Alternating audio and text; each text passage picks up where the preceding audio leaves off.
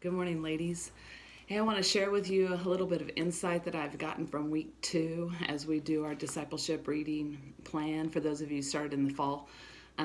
Yes, I did just get done working out, but I had a few minutes, so I thought I would go ahead and start this. I'm going to try to each week do a little devo with our Bible reading plan. I just want to encourage you. You could share this, or you could do your own. But I think it's important that we encourage to those that are reading the Bible reading plan with us that we keep looking as we read through the Old Testament. We keep looking for the character of God.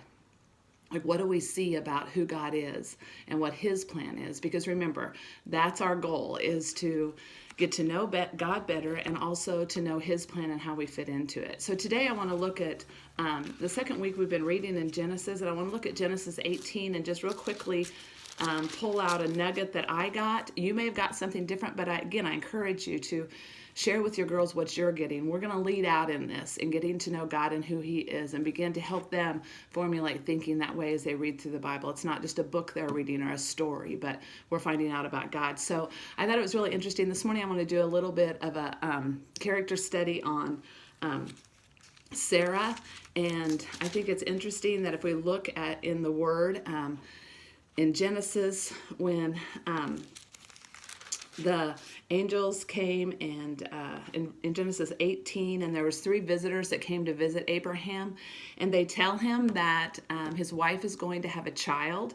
And so it says in chapter 18, verse 9 in Genesis, it says, "Where's your wife Sarah?" They ask him. "There in the tent," he said. Then one of them said, "I will surely return to you in about this time next year, and Sarah, your wife, will have a son." Now Sarah was listening at the entrance of the tent, which was behind him, and Abraham and Sarah were already very old, and Sarah was past the age of childbearing. So I want you to listen to this part. Sarah laughed to herself as she thought, "After I am worn out and my Lord is old, will I now have this pleasure?" Remember, Sarah laughed.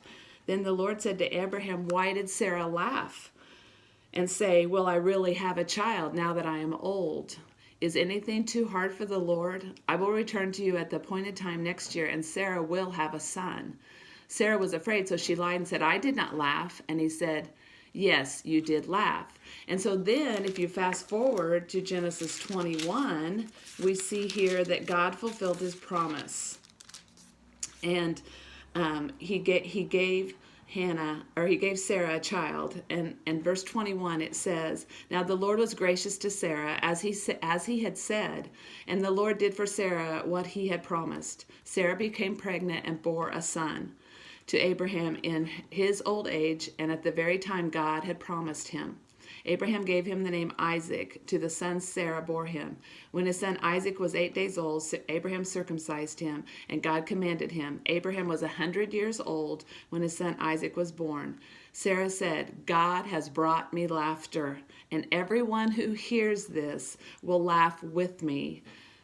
And she added, 'Who would have said to Abraham that Sarah would nurse children? Yet I have borne him a son in his old age.'" And I just want to encourage you, at the beginning, Sarah laughed at God. At the end, Sarah laughed with God. And who is God? He is a faithful God. That's the character that we can get through this, that He tells us He will do the impossible. And often we laugh at God. But that we would be women who see God as the God of the impossibilities. He is always faithful. And we will laugh with God at how awesome He is, and then others will laugh with us.